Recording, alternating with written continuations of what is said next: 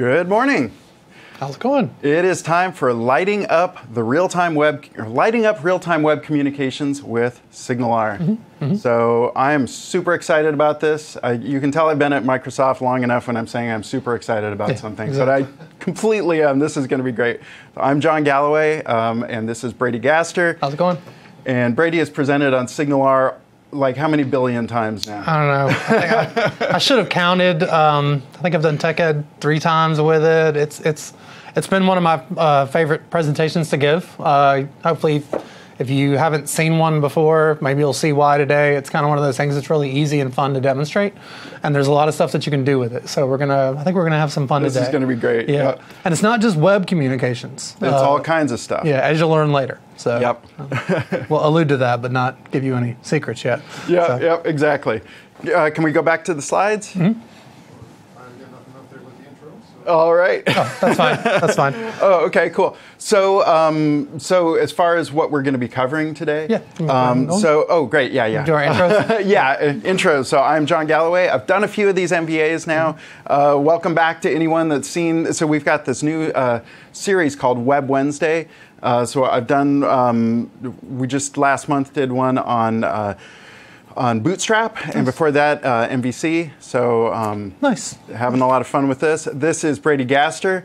And Brady, can you introduce yourself? Sure. I have never been in one of these MVAs before. I think I've been the guy answering the questions in the back room once or twice, and that's been fun. I used to work with John when we were on the same team together. We still have a lot of fun communicating about ASP.NET and all kinds of stuff. As you can see here, I'm one of the many PMs at Microsoft. I PM 2 things. I work in the Azure SDK, and I also work in the Visual Studio Web Tools team. So if you've ever right-click published to websites or to anything else running web deploy, that's been our stuff. So if it doesn't work, this is who you get. Yeah, exactly. If it doesn't work, please come to me. If you're tinkering with .NET MF the way I am from my intro slide there, don't ask me how to do it. Like I said, I'm a tinker. I'm kind of a hack. So, but I do like messing with .NET MF. So great. And I used to be a teacher. So and you can find me on Channel 9's Web Camps. We've done a couple of shows together and all that good stuff. That's me. So great. I haven't been on The Price is Right. I don't have as great of an intro. Unfortunately, I cannot go back on Price is Right. They have a thing you sign at the end of the show, and it's like, I will never appear on the show again. That's such a bummer. Yeah. Did you actually win? I did. I won the Showcase Showdown. You have to watch the Bootstrap MVA, and Christopher and I talked all about it. Nice. All right. Awesome. Enough of that. Awesome. I'll go ahead and go on. And here's what we're going to talk about today. Yeah, okay. So we start at the beginning. We start with an introduction to SignalR, talk about the basics, the concepts. Today is, I think we've got like 20 demos today. So something we've like got that. a lot Pretty of demos. Close, yeah. So talking about concepts, but also right off the bat, I think we've got like 4 or 5 demos there. Then we talk about SignalR on the web, and SignalR speaks HTTP, so it's great on the web. So you can do a lot of fun, exciting stuff, real-time communications in websites. But then we go on to SignalR on the client. So this is really cool because any kind of application that can speak HTTP can speak SignalR, and so we've got some insane demos to show off there, talking about what you can do, lighting up any kind of application, and hopefully we'll blow your mind a bit there.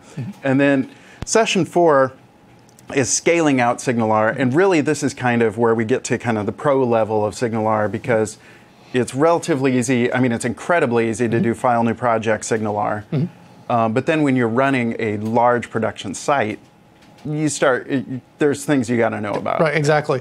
And what we like to talk about right before we do the scaling out SignalR is that one of the things that I've been quoted as saying a couple of times is that SignalR is one of those technologies that once you start tinkering with it, every single thing looks like a nail. So in session 4, we're going to tell you some of the things you need to know about, some of the cautionary tales. We're going to tell you about not wanting to feed and water your SignalR after midnight because bad things will happen. So we'll get to all that later on in the day. But first, we want to talk about how much fun it is.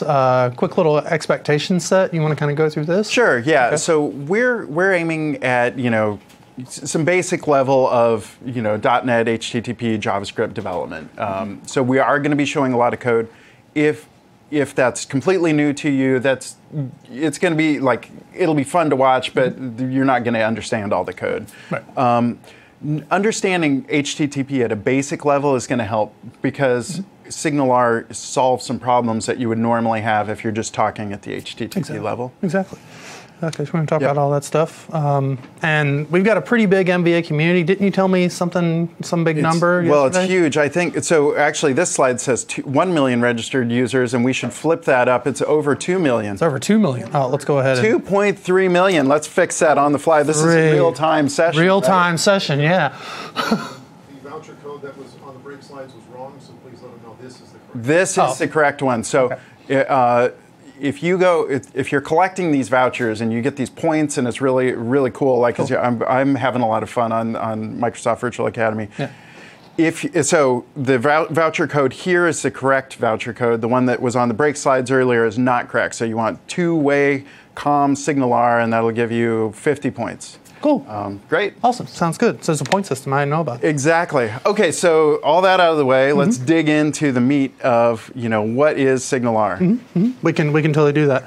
So like we said, this is going to be kind of our intro level talk. We're going to be talking to you a little bit about SignalR.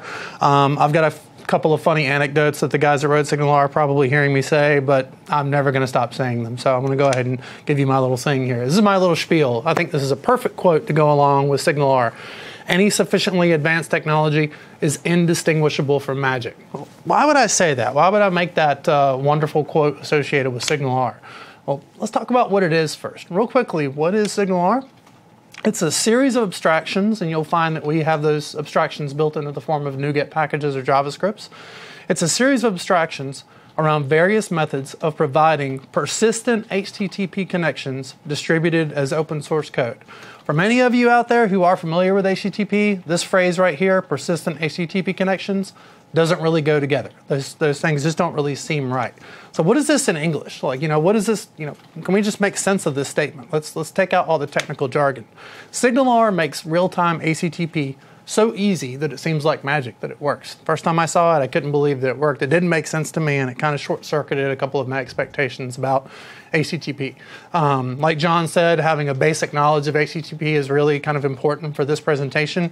Ironically, if you have a really deep level of understanding of HTTP, we're probably going to short-circuit some of that during today's session. So, don't be alarmed if some of it makes you uncomfortable. All right, you want to go through some of these core concepts? Sure, yeah, these are important concepts to get. So SignalR is a system for real-time communication, and it works. There's a few important things to know about when you're doing this communication. Number one is a connection. So a connection can be between an endpoint, between any endpoint, and it's kind of the kind of the lowest level. Lowest level, yeah. So not a huge amount of abstraction. What it does do is negotiate the transports. We'll talk about that more later. But so it simplifies the communication, but really it's just passing messages. So it's already really helpful to do this. You're able to, between clients, you don't have to worry about WebSockets or other HTTP nuts and bolts, but you're just passing messages back and forth. Right. And that's great for a lot of cases. We'll talk about that later. But much easier to work with are hubs. So hubs are a level over connections, and they let you do remote procedure call type. And so here I can just have a method in my C# or whatever backend code call JavaScript directly. Right. Like it's through a proxy, but I can just say, like, I can call a function.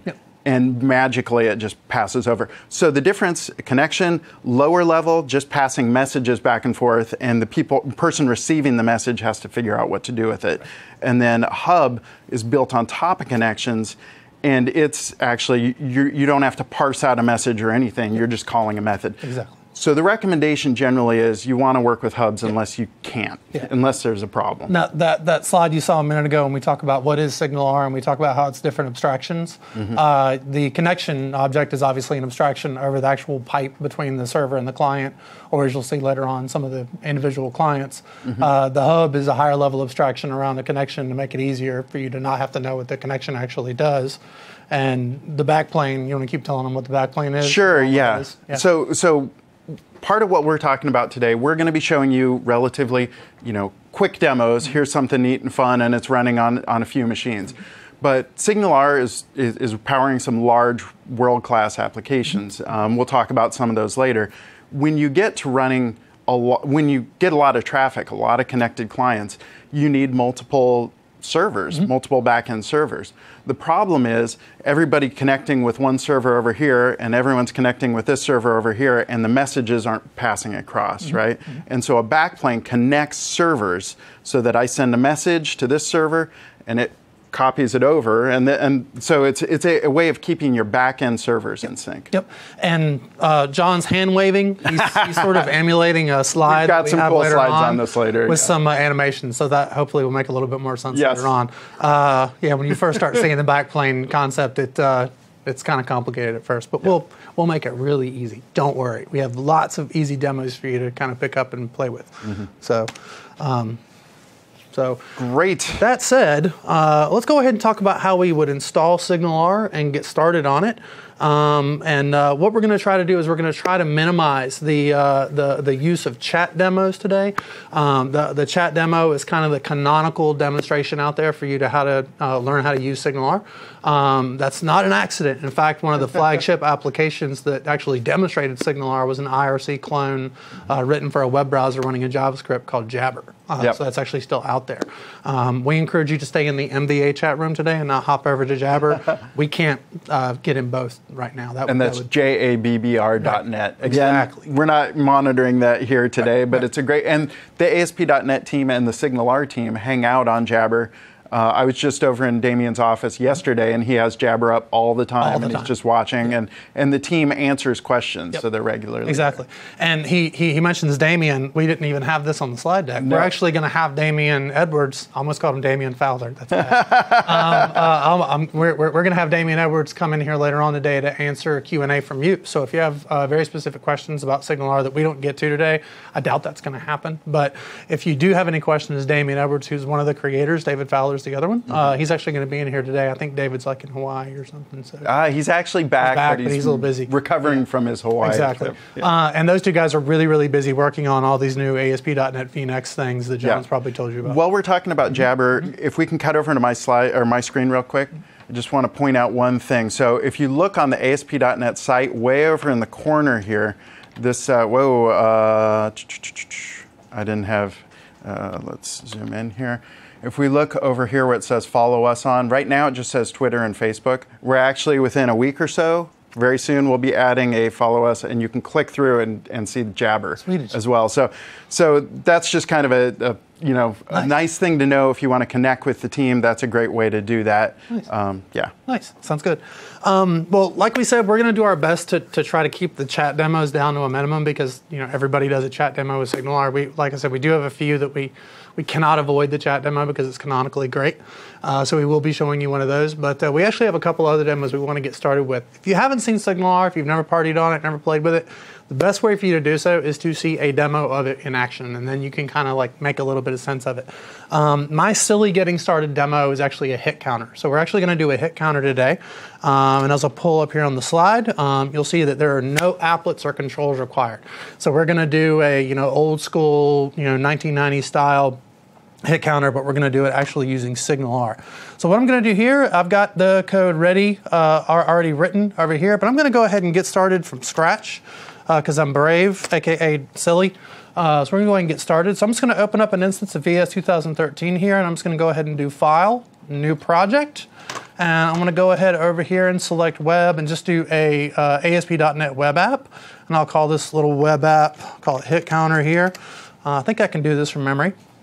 Now what I'm going to do real quickly is I'm going to select empty because you don't really need a lot of stuff for SignalR. It's a fantastic NuGet package, or rather a series of NuGet packages. There might be 20 or 30 of them out there at this point that do different things. We'll walk through all those a little bit more detail during these and other demos. So I've got a pretty plain Jane web app here. I'm going to go ahead and right click this guy and I'm going to say Manage NuGet Packages.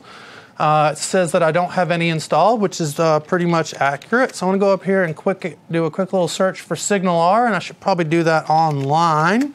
Might make everything a little bit more successful. And I'm going to leave this set to stable. The SignalR team is really good about pushing out pre-release packages. So if you want to party on the new stuff, you can grab the pre-release package anytime and see what new stuff they're adding. You'll see here that we have a whole bunch of packages. We're going to try to cover some of these today. The one that I'm going to get started with is probably the one that you'll get started with. You see that it has about 50,000 or 503,000 installs. And that name of that package is actually kind of a new name, so it's a pretty popular package, you could say. At one point, SignalR, which was completely started as an open source project by Dave and Damien in their spare time, haha, funny, as if they have any, it grew very quickly on GitHub to be the #1 most watched .NET project on all of GitHub.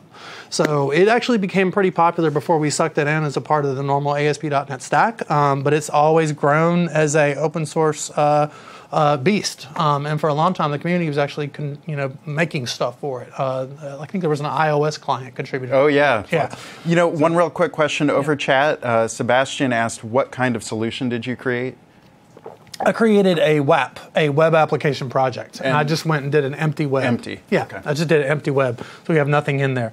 Great. And just as a reminder, as you're doing this, if you have any questions, please, on the chat, there's a chat alongside. Ask us questions. We're actively participating during the day, so send us your questions. Yep. And we do have a lot of ground to cover, but I'll go ahead and pre-apologize. I do tend to speak a little bit quickly. John will be monitoring the chat window, and he's got a baseball bat over there, so if I get going too fast, and I'm sorry, my southern accent might be a little bit hard to follow as well, but if I get to going too fast or anything, just yell at John, and John will hit me, so we'll go from there. Now, when you install the SignalR NuGet package, the first thing you're going to see is this nice little README. The SignalR guys are great citizens. They like to let you know how to do everything. And it says you're going to have to add an Owen startup class. We're going to talk a little bit more in detail about what that means later on in the day. But this is kind of your guiding light. This is going to tell you what you're going to need to do. So I'm just going to go ahead and do add new item. And I'm going to go up to my search box and just do a quick little search for Owen. You'll see there's my startup class. I'm just going to go ahead and leave the name the way it is and go ahead and add that guy. Now, before we had the Owen stack inside of VS and our ASP.NET projects, you would have to do this in the global ASAX file. We've moved that out to be in the startup CS for Owen now because we're doing all of our hosting inside of Owen. So what I'm going to do is I'm just going to copy this one little line of code and I'm going to paste it right here. And what we're doing right this line of code is we're really just mapping the SignalR hubs, and we'll be building some hubs here next. We're mapping the SignalR hubs to the HTTP routes, much in the same way that you have to route an MVC controller or to route a Web API controller. So it's kind of the same idea. You just have to tell it how to get there. All right. So the next thing I'm going to do is I'm going to do Control-Shift-A to, I did the wrong one, so I'll just do it the old school way. I want to add a default.html page, and just to make sure we run that one out of the gate, I'm going to go ahead and set that as my startup page here. So I've got my default HTML page. It's not an ASPX page. Everything should be wired up and ready to go. So first thing we need to do is we're going to need to pull in, oops, we don't want to open that file up. I'm going to want to drag in these two files. So I'll go ahead and put in my script file, and I will add one more script here, and I'll just do type equals text JavaScript. Go ahead and put that guy in. And what I'm going to, type my jQuery properly here. Function. So I'm just going to go ahead and do my little page load handler, or whatever you call it these days. And I'm going to create a new hub. Now, we'll talk a little bit more about hubs in detail later on, but I want to make a call out to that hub using JavaScript first. To do that, I probably need to go ahead and add a hub. So I'm just going to right-click this guy real quickly, and I'm going to say Control-Shift-A. I'm going to go real quickly and do a search for SignalR, because we do give you these templates in VS. And I'll call this the hit counter hub. And go ahead and hit enter here. And that's going to go ahead and drop in a class that inherits from hub. Now we're going to talk a little bit more about this in more detail as we go along, but you'll see that all a hub is a class that inherits from, what is it, Microsoft.asp.net.signalr.hub. You'll see that we've got all this stuff dangling off of here. And I'm not going to go into too great a detail about what all this is, but I'm just going to kind of get started and show you kind of what this would look like. I'm also going to say you don't want to use static vars in web code, but you knew that already. So I'll go ahead and do that, and I'm going to say static int hit count here, and I'll set that equal to 0 to get started. And what we're going to do is I'm going to increment this guy, hit count, leave that alone, and then I'm going to say clients.all. And we're going to get into some dynamic expressions here, so don't panic. We'll explain how all that works here in a minute. For what it's worth, I didn't really get dynamic in C# until I started using SignalR. Then it made a little bit more sense to me, because what I'm going to be doing is actually calling a method on the client from the server-side code. Trust me, it'll make sense later. I'm going to say right here, I'm going to say on record hit, if I can spell today, and I'm going to go ahead and pass this guy hit count. And that's all I need to do. So on my client side, I'm going to go over here and I'm going to say new hub connection. And you'll see that since that's a jQuery plugin, that we're going to get the IntelliSense right out of the gate for you. So I'm going to go ahead and create a new hub connection there. I actually probably want to make I'll call that connection, because I'm actually going to be making a new actual SignalR connection here. We had a few people ask if you slow down just a little bit. Sure, yeah, I can totally do that. So what I'll do next is I'm going to create my actual hub. So this guy is going to be that connection that John talked about earlier. It's the connection actually back to the server. And then at this point, I'm actually going to create a hub proxy. So I'm going to do connection.create hub proxy, and I have to ask for it by name. So what I'm going to do is I'm going to go into here and I'm going to copy this guy out, hit counter hub. Now, the SignalR guys, they know that all the conventions in JavaScript are to kind of go like this, lowercase first. If you don't like that and you want to give it an absolutely explicit name, you can actually give it a hub name guy right here, and we'll just call it hit counter. And I need to kind of bring in that namespace, and there we go. And now I can take out that hub name and just paste it here, and that's what we're actually going to be using instead. Great. Okay, so just to ask a few questions. Sure, go ahead. Yeah. So we talked before about connections and hubs, and here's a good, I guess this isn't a question, this is me talking, but the hub is running on top of the connection, exactly. Right? So first you're making that low-level connection, and then you're putting an abstraction on top exactly of it. Right, exactly right. One other quick question, I don't want to derail too much, but we had several people ask about Owen. I wondered, one question was, how is it different than Global ASAX? Another question was, can you explain Owen a little bit more, or just say it again. And third is, where is that registered or hooked up? Oh, okay.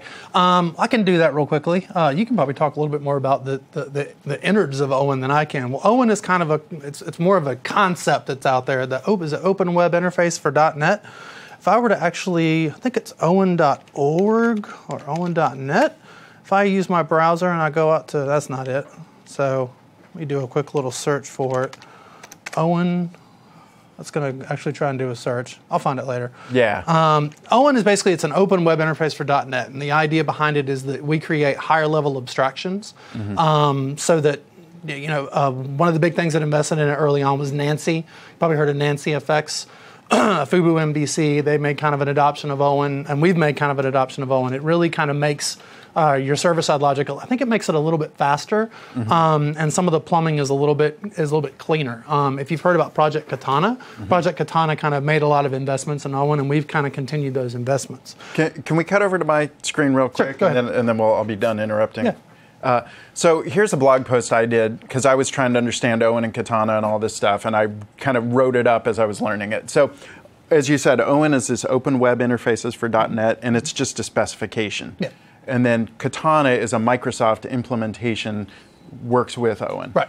And then one of the problems it solves, in the past when you're developing applications for ASP.NET, you kind of run inside this box, and you're running on top of IIS, and then ASP.NET gave you these hooks, and if you didn't have a hook to do something you wanted, you just couldn't do it. You couldn't do it. You're just stuck, right? Yep. And so this new change with Owen is more kind of changing things into a pluggable stack. Right. And so now you've got this middleware where we're plugging in SignalR into this middleware layer, and you can also plug in other things, and they all just kind of work together. Exactly. So that's something that kind of was helpful for me as I was learning. That's true. I'm actually going to cheat real quick. I want to copy some code out, so don't flip back to me quite yet. Okay. All right, you can go ahead and flip back to me. Okay, great. We'll stop interrupting. Oh, that's fine. Right, and then the other question was how you wire it up. You can see right here that I've got my Owen startup guy, and this is all included in the new template, so you'll get this by default.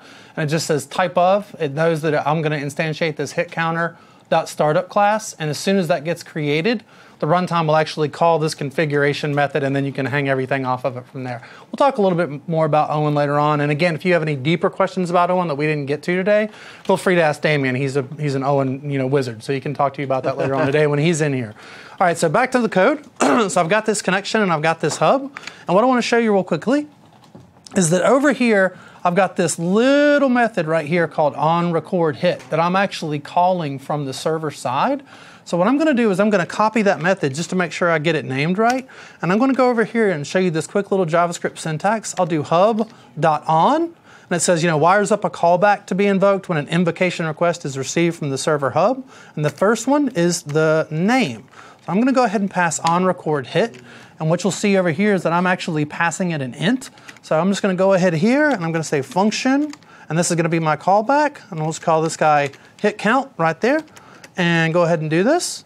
And I need to give us a little HTML element up here. So I'm going to say div ID is equal to hit count.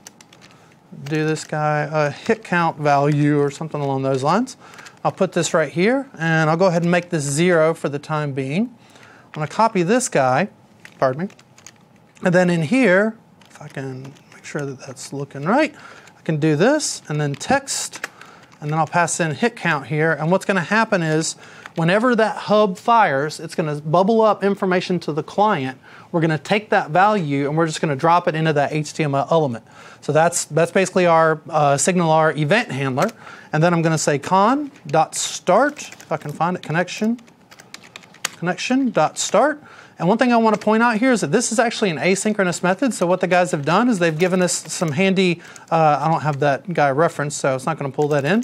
But what I can do in the new code, if I had the right JavaScript in here, I could type done, and then I would put a function and it would actually call it using jQuery promises. But I'm not going to do that. I'm actually just going to go ahead and put this method right here. And the idea is I'm going to want to call a method on this hub. I'm going to want to invoke a method on this hub. But I don't want to do that until the connection has actually been instantiated. So in order to do that, I need to make a call in that callback. So I've got this record hit method right here. Now I'm going to go over here. I'm going to say hub.invoke. I'm going to give it the method name. And again, I'm going to make it lowercase. And I don't need to pass it anything. At that point, we're pretty much finished. So that's kind of our hit counter. And hopefully, if everything works effectively, if I hit F5 real quick here, we've got this little hit count guy. Now, if I want to zoom in here and I want to open up a new browser, and you'll see that that says 2. And I'll open up another new browser here. You'll see that that says 3. And as I refresh the browser, each one of the browsers is actually going to be updating in real time. So we didn't have to use any applets or any controls or anything like that. Now that's pretty cool and all, but it gets better. It actually gets better. Since we're inheriting from hub here, I can actually override a couple of other methods. So I'm going to do one real quick on disconnected. So just take a look at that real quick. We've got a method called onDisconnected on the server side, and we're wiring it up to JavaScript on the client side. So question I usually get when I do this demo in front of audiences, in-person audiences, my apologies, is people kind of look at me and they go, do you mean that the server is going to know when I close the browser? Yeah, that's exactly what I mean. The server is indeed going to know as soon as I close it. So what I'm going to do here is just copy this code, and I'm going to go down here and paste this in, and I'm going to change this logic so that I'm decrementing everything rather than incrementing it. So again, I've overridden the onDisconnected method. I'm decrementing my, is that the right way to put that? Decrementing, okay. yeah. I'm decrementing my, that could go badly if mispronounced. I'm going to decrement my hit count value, and then I'm just going to call onRecordHit again, and you notice I didn't have to do anything in the client side. I just added an override. I'm going to go ahead and run this guy real quickly, and you see that we've got 0 there. If I open up another client, see that I've got 2 here. Open up another one, you see that I've got 3. And now as I close them, it's going to decrement all the way back down to 1 and 0. Can I jump in with a few questions? Totally. Go ahead. So one is, where are these methods being declared? And that's a big part of the magic here. You've got JavaScript calling server-side methods. Mm-hmm. And so how does that work? Like, how does that? It's just it's magic. It's right? just magic. Yeah. There's a proxy. There's a proxy automatically happening. Right. So I hate to say that there's that it's just magic, but quite frankly it is. What I'm going to do real quickly is, I think I can remember the URL format of this. If I can, I could just look at the thing.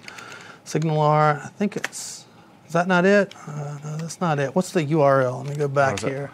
Because what I'm trying to figure out is the actual dynamic guide that gets generated. I'm not going to be able to find it. What is that? Is it SignalR/hubs? I think so, but honestly, I forget. It's because it's so magic. There it is. Yeah. So it says, do you want to run or save hubs.js?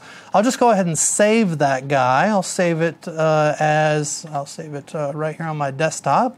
I'm going to drop that down, and now I'm just going to go ahead and close this. And I'm going to go over here to my desktop. I'm going to right-click this guy, open it up in this thing, and you'll see here that this is the code that actually got generated whenever we tried to make a call back to that SignalR hub. This is actually dynamically generated code coming from the server side. You'll see that if I scroll down, way down here, see here, it creates this proxies guy. And then it's actually going to create my SignalR hub and say, there's your hub connection. This is how you're going to do everything. And you see that it basically has all this JavaScript code that got generated from within the SignalR server-side stuff. And since I had imported that one jQuery.SignalR file, that was actually the hub connection. That's actually the jQuery plugin for SignalR, but when we go back and we hit the whack SignalR, whack hubs URL, all the other JavaScript gets generated dynamically. So can you tell I'm not on the team? It's exhausting to even go through all that. So it's good to know that works, but it's also great that this just magically happens. Yes. So the light bulb went on for me when I saw this code and I realized it's basically doing the magic wire up. So JavaScript is calling methods on my server-side code. Exactly. And my server-side code is calling methods. I mean, from a coding perspective, server-side code is calling methods directly in JavaScript, and it just magically works. And let's go ahead. Oh, I was going to say, let's see if we can go to the next slide, and that way we can kind of make sense about some of that. So what we're talking about here is how it works. And as John and I are tripping over our words, you can tell, I mean, I think we're kind of smart. You're really smart. I think I'm kind of smart. And sometimes, as many times as I've shown SignalR off, some of the questions, like, I just can't answer it. I'm like, dude, it's just magic. Okay. Yeah. So let's see if we can kind of clear up some of that magic real quick. So here's how SignalR works, as if it weren't already magical enough, okay? Let's go ahead and make it even more magical. Let's say you're on an older server or a client. I don't want to name any names here of products, but just older, let's put it that way. So the way it works is, it's kind of like if your PM came to you and he says, hey, I want you to build an app that responds in real time. The first thing you're going to think about if you hadn't seen SignalR is, oh, I guess I'm going to have to poll a lot. Well, that makes sense. So the client's going to say, got data, got data, got data, got data, got data, over and over and over again. The server's going to go, yep, I've got data, and then the client is going to start all over again. Got data, got data, got data. You know, and as you're saying this, one reason this had to happen in the past is clients can connect to servers easily, right? Because there's DNS. So I can, on any server, I can say, hey, go ping Microsoft.com for me, and it'll get data back. Yep. But then once that happens, the web is stateless. Yeah. The server has no way to get back to me and say, oh, by the way, I've got some more information, right? There's no way traditionally for servers to push information back to a client. Now, the first time I saw this slide, I have to give Mr. Hanselman credit for this slide. I stole it from him and changed the icons around a little bit. It is a got data, got data, got data. But what you can kind of imagine is that you've got a couple of options. You've got a chatty option, and then you've got like a long option. In some implementations, what will happen here is that the client will say, do you have any data? And it'll just stay connected. And once the client goes, yep, then the client goes, okay, you got any data? One more time. And it just kind of stays connected.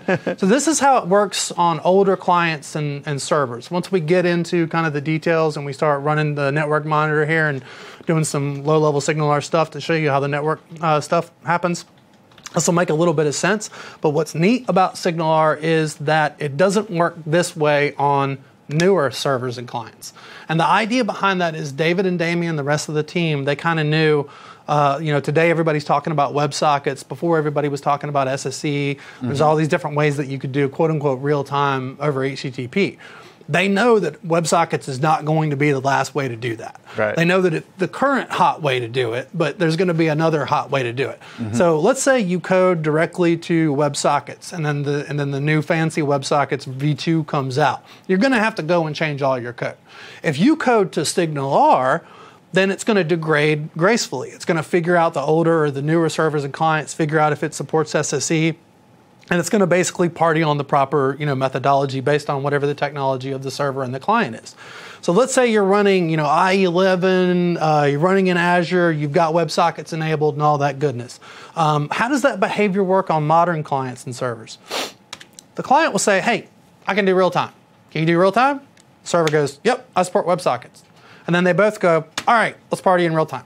So now we've got an active connection between the two, and the stuff is going back and forth. If you've ever partied on WebSockets, then you probably know that's kind of what we're going to be doing. If we can do WebSockets, that's what we're going to party on. If we can't, we're going to back off and try SSE and then long polling and other things. Right. So if you get down to lower, like if you're still running Link, the web browser, do you remember Link? Yeah, I do. My age here. I do. Okay. If you're running Link, I don't know if this will work or not. Yeah, probably not working there. That's a great test, though. Actually, we did have a question on what's required for server and client. Like, for instance, what operating system, what IIS and that kind of thing. For the server side, all you need is ASP.NET support. With everything up to vCurrent, like MVC5, obviously that would mean IIS, System Web, ASP.NET Stack.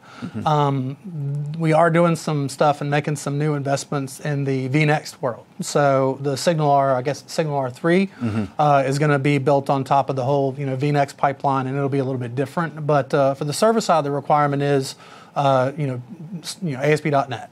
So working back to older versions, I mean, if you want WebSockets, you need Studio or Server 2012. Yeah, you need Server 2012, I think. Yeah. But it'll work with older, and that is the magic here. Is that if WebSockets is supported by client and server, it'll work. Right. But if somebody connects with an older browser, that's fine. It'll work with them as well too. Exactly. So that's the idea. Yeah, exactly. That's the best part about it, I think. All right. So how does support for WebSockets change network behavior? Okay. So what I'm going to do real quickly is I've got this guy already wired up here. So what I'm going to do, this could get interesting, is I'm going to publish this to Azure. So that means we might get a bunch of hit counter fans. Oh, that could be fun. This could be interesting. So I need to actually sign into my Azure account here real quick. So I'm going to go ahead and do that. As you're doing this, if you're not familiar with this publishing stuff to Azure in Visual Studio, it's really pretty awesome. It is. It is. Thank you, Syed Hashimi. He is the PM who came up with the idea. I remember one day I was sitting on Syed's porch looking at the needle, and he said something to me around, I think I've come up with a better, I'm cleansing his speech. I think I've come up with a better way to do web application deployment than web application deployment projects. And I said, what's that? And he showed me a deck. And I saw this publish feature for the first time, and now I can't imagine living without it. So I'll call this hit counter MVA. And I'm going to go ahead and put this into my internal consumption. I'm going to do West US because that's where I happen to be sitting right now. I'm going to do create. And this is actually going to go out and create a new website in Azure for me that I can, then deploy to. So before I, did this process, I did not have a website to which I could deploy my code. Now I do. So I'll be able to do this, and I can click next right here. I'm going to do a release push. I'll do start preview. It's going to go ahead and do a quick recompilation and make sure I've got everything that I need to upload. Really just should be a couple of small files and a couple of scripts. I don't have a lot here. So I'll do a publish and that'll go out. This could get interesting if everybody starts to hit it really, really quickly. We'll see what our hit count looks like. Can you zoom in on that URL? Make sure that people... Sure. Here we go. Here's the URL right here. Oh, I have to do it like this. So hitcountermva.azurewebsites.net. Yes. Let's see if we can get a few people to join in. Okay. 01, da-da-da-da-da. Okay, while you guys are partying on that, I'm going to go over here to the portal, and I'm going to go and take a look at my websites here. So I want to go to this website, and what I'm going to do real quickly is I'm going to open up my tools here, and I haven't used this one in quite some time. Where's my network guy? Okay, we got 20 people already. It's a race. Can we get to 100 people before Brady gets this thing turned on. Oh, that's really funny. Where's the network thing? Oh, it's network, changing right here. It's on the left side. It's on the left side? Left side, it's that thing that looks like a browser, or it looks like a Wi-Fi router. That one? We're looking for the no on the left, way over on the left. Down, oh, arrow, there it is, the one that, down. There we go, the router.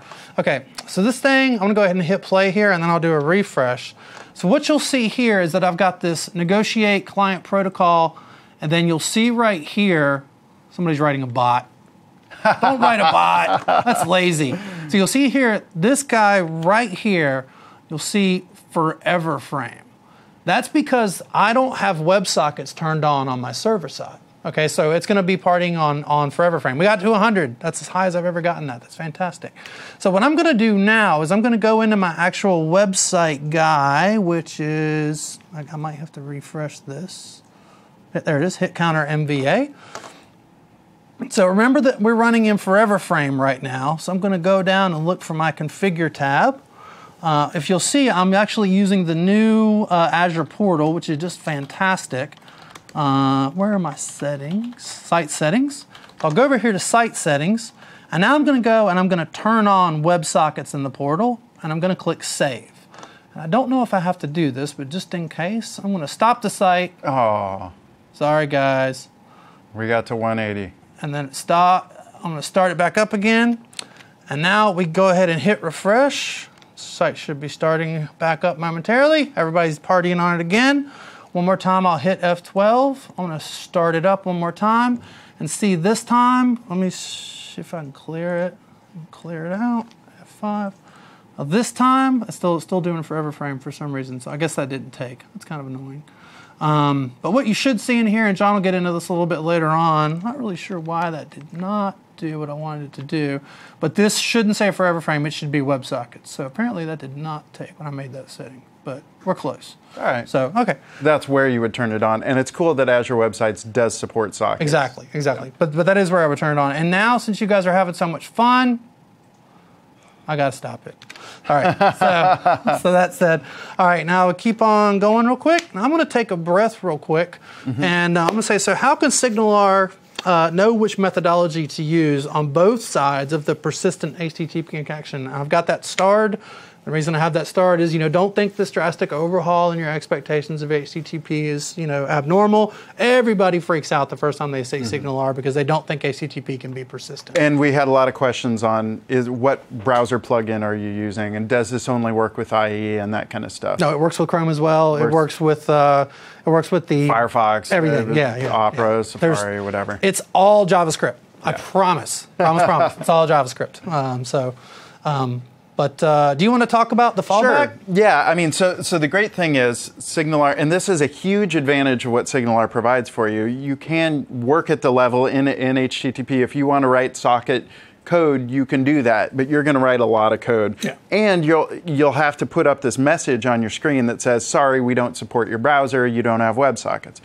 So what's great is it'll try WebSockets, and then so there's a negotiation, which we'll talk about in a second on the next slide.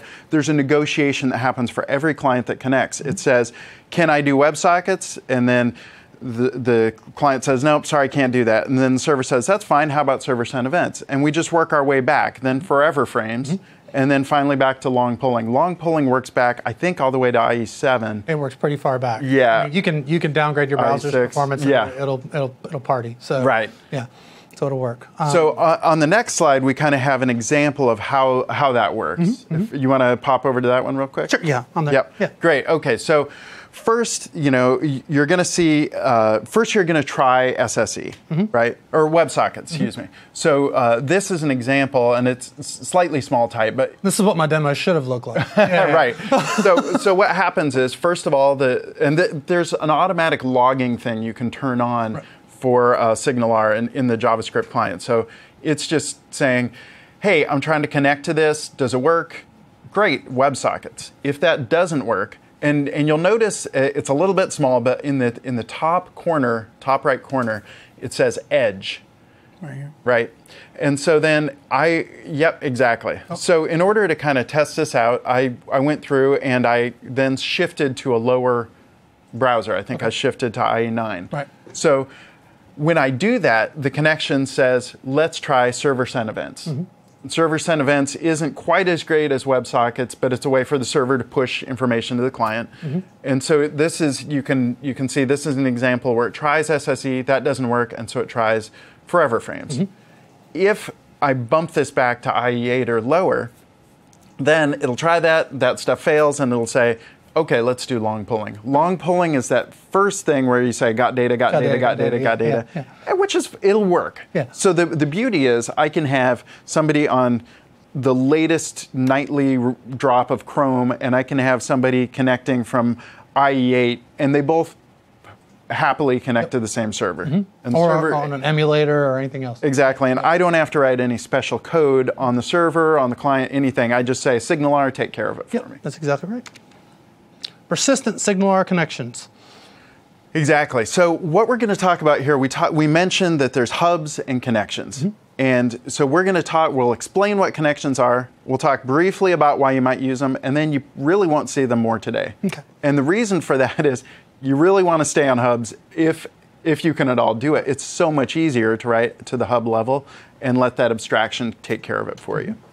So going to the slide here, those SignalR connections, again, you're working at the low level, and so you still get that transport abstraction. It's still figuring out for each client, can it handle server sent events, can it handle WebSockets, et cetera. But you're passing untyped messages, so basically it's a string. And then you have to, if you want to send complex information, you can bundle it up, say as JSON, and then deserialize it on the client. But basically, you're just passing strings back and forth. And then it's up to the client to figure it out. And then if the client passes anything back up to the server, it's got to do the same thing. It's got to package it up, send it to the server, and then the server's got to say, oh, I got a message from a client, now I got to parse it out. And one of the dependencies of SignalR, just like a lot of other things on our stack, is Newtonsoft JSON. So that should probably give you an idea as to how we're actually serializing that stuff on the wire. Now, in the hub that I created earlier, I was just sending up an int, which is pretty easily serializable as a string. I could have passed a POCO there, and it would have serialized on the wire as JSON and just come down the client just fine. So I do want to point out you do have that capability. You can't, really the only thing you can't push with SignalR, and I bet there's a way that you can do it, I just haven't figured it out, is binary data. So you have to use something like Service Bus for that, or a typical HTTP post. Okay. So sorry to interrupt you. Yeah, no problem. Okay, so on this next slide, where are we at here? Same thing. Okay, great. Next one? Okay. Great. So people would ask, why would I ever use connections? Why wouldn't I just stick with a hub? And so there are a few reasons why you might need to use connections. One is if you've got an actual specific message, maybe you've got you need to be able to parse something out, and you want to send some specially packaged up data, that you've got some library that's going and doing the parsing, and you need to actually pass messages. Second is, for whatever reason, you prefer to do that. You want to have a messaging dispatching, and you don't want to just have magic happen. There may be a reason that that's what you're doing. Probably the best reason, I think, is if you've got an existing application. Maybe you've got tons of JavaScript code, and it's running on Knockout or Angular or whatever, and it's already got stuff that's doing your view model work, and it's expecting JSON and all that kind of stuff. You don't want to change any of that code. You just want to flip it over from using something like Web API or whatever else. In that case, it's maybe easier to just pass messages, and so this is a good first step. True. And then maybe later convert them to hubs. Yeah, that's true. That's true. But that's just to make sure you can use a hub with Knockout, Backbone, all those good things. Exactly. You should use a connection because of your JavaScript looking like this. There's no recipe like that. They both work all the time. So. I think you have a demo now. I do have a demo. So I'm going to explain here. I am showing a demo from the SignalR repository. So somebody asked, is this open source? What's the deal here? SignalR is one of these cool applications where it is fully open source. It's out on GitHub. You can see the check-ins as they're happening. For instance, here, the SignalR repo, you can see updated 17 hours ago. So this is getting some regular attention. There's a lot of check-ins going on. For this persistent connection demo, honestly, Brady and I were scratching our heads, what's a demo to show for this, And so I went in here, and if you look in the source code, they have examples where they have some samples in here, and I went in and I got one of the persistent connection demos. So this shows an example of connecting and using persistent connection. So here's some JavaScript code, not really too much going on here. And for the hub, honestly, I forget where we've got the hub declared at. And honestly, there's not a whole lot of code for that. Let me look super quick if I can find features. There it is, persistent connection. So here's our kind of back end thing. And so you don't have a whole lot of abstraction. You've got persistent connection. You've got, here, I'll start it building so it can restore my packages while we're talking. But you're just basically calling things like broadcast and send. And you're just passing these messages back and forth. And then we're working with a message class, but the message, we're handling all the serialization and deserialization. So I should have done this package restore. What's going on is I had this code existing, but the packages weren't checked in, and so it's actually having to go and pull those on out from NuGet, so it's restoring all that stuff. This may take a minute or two, so we should, there it is, it's speeding up a bit. Cool. So, do we have any questions? Yeah, we do. I'm actually going back through real quickly. We have one from Sebastian. Can I target to a specific client from the hub pool? Yes, we're going to show you how to do that in a couple of slides. We are going to get to that here in a moment. Another question from John. When using the Hubs API, is the send to server asynchronous or synchronous? That's a great question. Everything in SignalR is asynchronous. That's actually a fantastic question, because one of the frequent concerns we have from audiences is I've got limited knowledge of IIS, but I know that it's got a limited number of threads that it's going to use, and since it has a limited number of threads that it can use, I've got a limited number of simultaneous connections that I can handle, and I don't know how to. This scares me. The SignalR thing is like multi-connections. This is going to go crazy. Everything in SignalR is asynchronous. There's not going to be any blocking threads. You probably heard that from the Node community. It's similar to that in terms of the asynchronous behavior of it. But the nice thing is, unlike a traditional ASP.NET request that, you make the request, you wait, you service it, then you get to the next one, you get to the next one. Every single thing in SignalR is asynchronous. If you go through it, it looks like task-based async await madness. David has one extensions file. It's just got extension methods in there somewhere, and it's all these task extensions. And the last time I looked at it, it's been quite some time ago, but I think he had something like 60 different extension methods, all dangling off the task method, or the task object. So they're really doing a lot of amazing async await stuff. If you want to learn about async await, just walk through the SignalR code. It's kind of a graduate level thesis in how to do async await. They're pretty good guys. So. Wow. We had some questions too earlier on scale, and specifically SignalR, and also what difference does it make? Is there a performance improvement on using WebSockets? Can I handle more connected clients if I'm using WebSockets? You will be able to handle more if you're using WebSockets, because obviously it's going to be a faster protocol, so it's going to be a little bit better for you.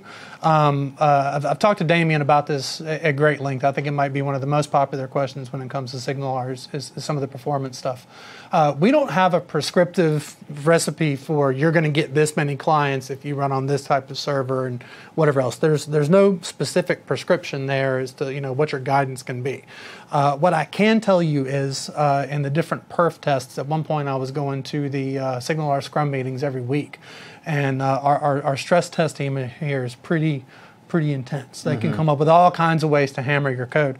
And from what I remember during those Scrum meetings when we were talking about perf, of the 3 different things that you need to worry about in web applications, memory, CPU, and then network, CPU was relatively flat, memory was relatively flat, network card caught on fire. So, I do want to stress that in terms of like the 3 areas that, can blow up when you're using SignalR, it's not what you would expect. It's actually your network. We can burn through the network stack faster than we can even gobble up any CPU, because, if somebody's sending a large message, that number is going to get smaller. If you're sending a message that's just an int, you could have a couple 100,000, connected clients. If you're sending, a large object over your wait just a SignalR second. hubs, People need to get that. a couple of 100,000. If you're using Backplanes, if you're using you know all the stuff that we're going to show you today, you can get that number really, really, really high. I think at one point they got it into the 500,000 range. Don't quote me on that. If you guys are curious, you can ask Damien. We will ask Damien later today. So you can get pretty high up in there, especially if you start implementing the Backplanes and web farms. But the only thing we've ever seen kind of freak out on us was the network stack. Great. So, but that's not to say that you need to worry about your network. So. Okay, good. My package restore on this has taken a while. Let's skip ahead and come back to this. We can totally do that. SignalR hubs, this might answer some of the other questions. I think we're a little bit over, so we'll probably get through this module here pretty quickly. And then we'll come back and we'll go into module 2, which is the web stuff. Right, and again, we're running through everything really quick in this session, and then we'll come back to it later. So if something doesn't make sense, don't worry, you'll see it more later today. Yeah, this is kind of the icing on top of the cake. So we'll get to that. So real quickly, talk about SignalR hubs and kind of what they are. I've got a canonical demo here, the chat hub. My hit counter hub is a lot simpler. And I'm going to walk through all the components of this. We've seen this in code during the demo, but I want to kind of highlight some of these points. What is a hub? It is a class that inherits from hub. That's pretty much all it is. So you just inherit from hub, and then you're going to get some stuff since you've got an inheritance chain. Before we get to that, if you want to name your hub specifically, like if you're like me and you're obsessive about exactly what you want to call everything on the client, you can use the hub name attribute, and you just give it a name, and then that's what you're going to call it from the client. If you don't, you would call it lowercase first version of your class name. In addition to that, you're going to get a couple of things since you're inheriting from hub. They're going to dangle off of the clients object. We'll talk a little bit more about clients in just a second, specifically clients.all. And as you saw, that's a dynamic, and I can just kind of call a method on it and then handle it in the client appropriately. And then obviously you're going to get a couple of overrides. You're going to get on connected, you're going to get on disconnected, and again, talking about the theme of async await, you can see that both of these methods actually return a task. Both of these methods are asynchronous methods. So I do want to point that out. Everything in SignalR is asynchronous pretty much. So you would get all these overrideable methods that you could use to do stuff. All right. Talking about the hub, and this might answer Sebastian's question from earlier. So let's say I want to send a message to all of my clients. I want to send a message to all of my clients. One of the things I really like about SignalR and the way they wrote it is that it's extremely logically named. The API is very easy to figure out. The way you would send a message to all the clients, guess what? Clients.all, and then you call do work, and your hub is going to send the event handler down to your clients and allow your clients to do all the work. Now let's say I only want to call back to the client that made a call to the hub. I want to make a call back to the caller. So clients.caller.doWork is actually going to just call back to the client that actually called me, that invoked the method that I'm calling back to the client's object from. Now let's say I want to call everybody else. So I want to send a message to everybody but me. I don't want to see my own messages. And a great example of this is like a chat application. If I send a chat message out, I don't need that message. I just send it. Right. Exactly. Right? But everyone else needs to hear mine. Yeah. I actually like to see my own messages. Well, like when I look on Facebook and I can't see my stuff, it's like, I'm like, am I invisible? Right. What's going on? But the client code doesn't need to see it. Like it's already got it. It's already got code. it. Yeah, it already knows what that is. You could put that into your list box and move on. Exactly. Yeah. So let's say you want to call everybody but yourself. Others. Pretty logical. So you want to call others. Now let's say I want to target one specific user, which I think was Sebastian's question. Gene, you want to take a guess? You want to take a guess what that syntax would look like? For other? No, for one specific user. Clients dot. I'm drawing a blank. You're drawing a blank? What about users? That's it. Who would have thought? So I can actually just, target one specific user, or in this case, John can target one specific user. That was him hitting me earlier for going too fast.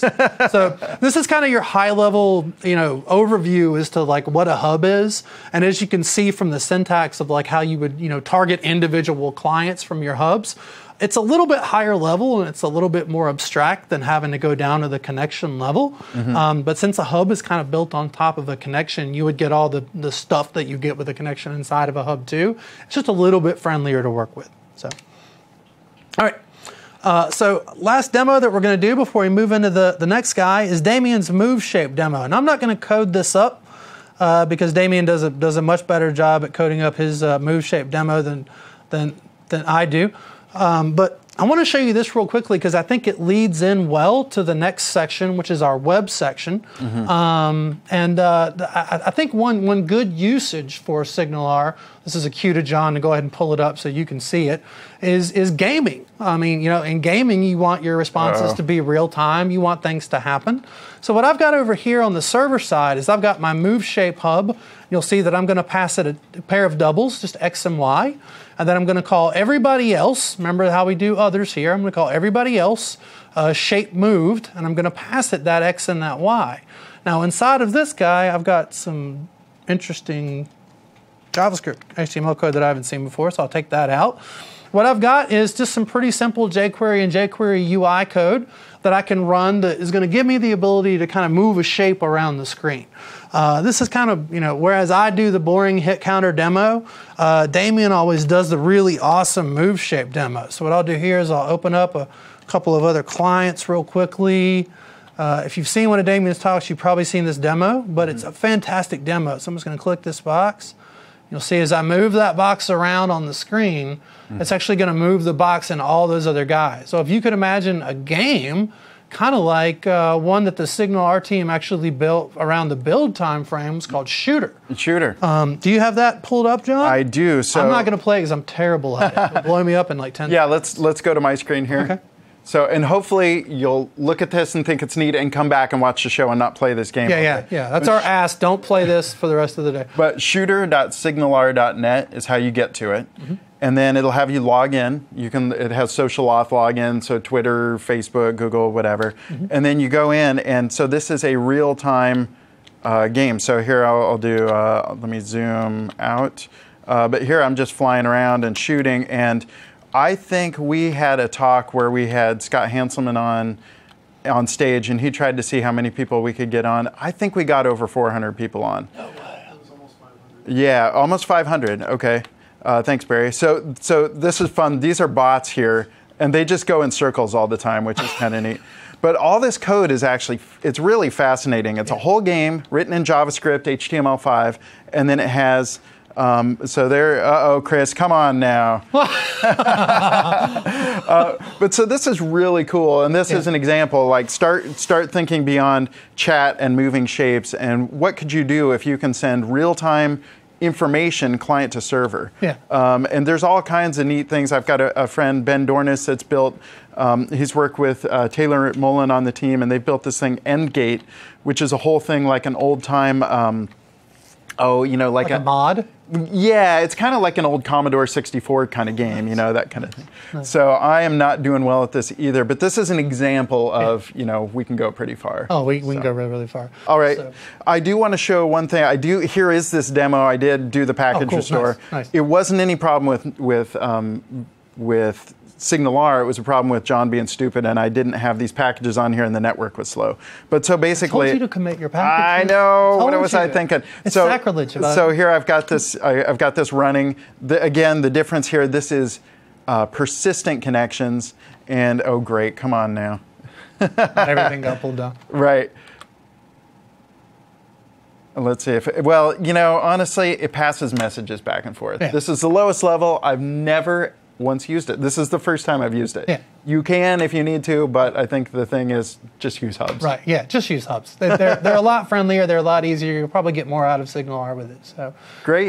Yeah. Do we have any wrap-up slide for the end of the session? No, we have a next module. Next module. Look, can we flip to that then? Yeah, so next module, in 10 minutes, we'll take a 10-minute break, and then we'll talk about SignalR on the web.